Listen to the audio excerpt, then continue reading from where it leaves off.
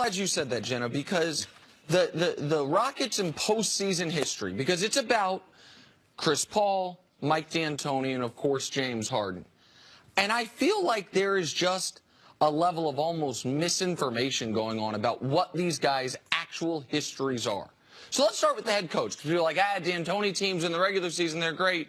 But then in the postseason, in 2005, when the Suns maybe could have won the title, coached by Mike D'Antoni, they make the Western Conference Finals, but their second or third best player, Joe Johnson, broke his face, so they lost to a 59-win Spurs team.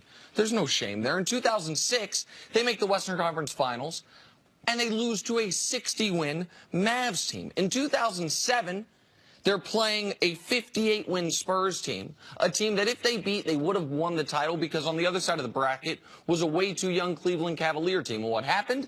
Their guys got suspended after Robert Horry hip-checked Steve Nash, knocked him, and the guys ran on the court.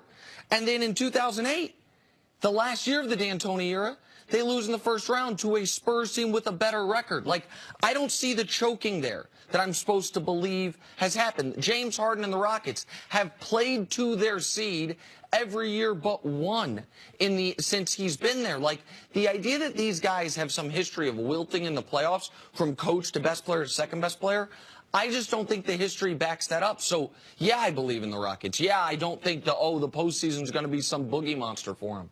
So I don't believe what should the narrative be? Like, if it's not that, like, because D'Antonio hadn't been successful, Harden hadn't been successful, Chris Paul has been hurt, not been successful, like, as one of the great players in his era, what player would we say that has the credentials of Chris Paul and has had less success than Chris Paul? Because that's what we talk about. So it's not unfair to D'Antonio that he's getting criticized, or that people are moving now from, oh, they have the best record, to now how will they do in the playoffs? Because that's the conversation. They're going to be in contention for the best record, number one or number two. Chris Paul, like, this is true. People didn't make this up about him. So what should the narrative be as we get into March? I mean, I think the narrative on Chris Paul should be, when has he had the better team?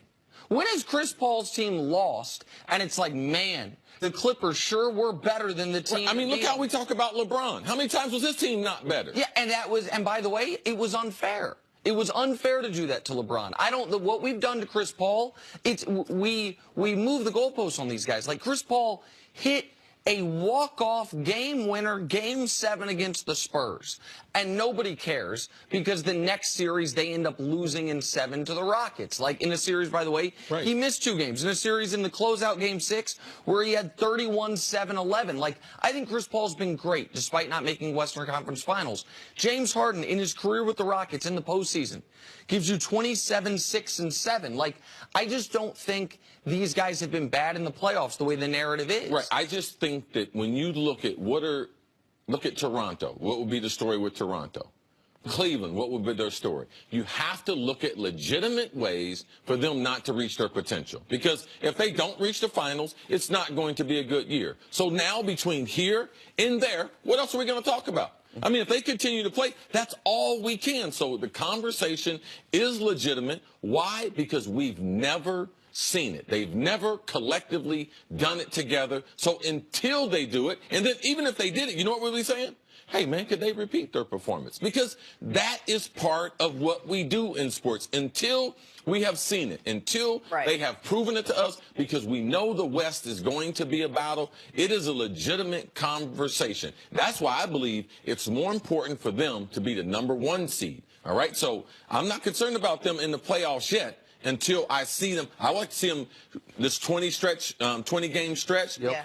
How does Joe Johnson blend in? Because I'm concerned about Joe Johnson. Because the way they move the ball and the way they've closed out games, does Joe Johnson really help them? I know him and D'Antoni, they have history and everything, but does he actually help them and make them better? That's a legitimate concern coming down the stretch. You brought them up as the best team right now, and can they maintain this success? I look at the standings every day, and I keep thinking there's something wrong with my refresh button. It's always a half a game up on the Warriors, because as well as they're playing, Warriors are playing well, too. I think they've won 5 in a row or something. How much would you like to see that cushion extended to feel more confident in this team? But that's got to do with things out of their control. That's got to do with the Warriors losing. The Rockets have won 15 straight games. So and they still only have a half game left. That's my point. Yes. Exactly. So they're playing as well as they can. The Warriors have been better post All-Star break, CC, as you thought they would be. Even though the Warriors, that game against the Hawks this weekend, they were at about, forget 70%, they were about 40% and still won the game. Won it, yeah.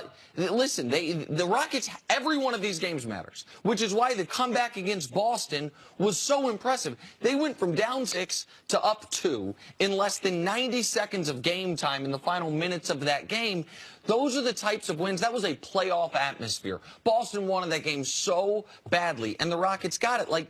But this idea that I don't think it's totally fair to use the comparison of Cleveland or Toronto or Golden State with Houston just because... No, I wasn't using it as an excuse. I said there's a narrative around each one of those teams. Right, but those teams, the players on those teams are what created that narrative. This Rockets team's totally new. Well, that's they added Chris Paul. So the question is, what will they do when they're due? Like, what will they do in the playoffs? That part we don't know. That is an unknown, and it should be talked about. Like, I'm not saying that they're going to collapse, but if we don't talk about Chris Paul not reaching the conference finals, if we don't talk about Harden, what happened to him the last couple years, if we don't talk about the coach, like, what are we doing? No, I get it, but I just think I think that there have been extenuating circumstances, or we have recreated some of the history on each of those players. Like the idea that Harden hasn't had more success in the postseason, I just don't. I mean, he's been to 2 conference finals. Chris Paul, I understand he hasn't been to a conference finals.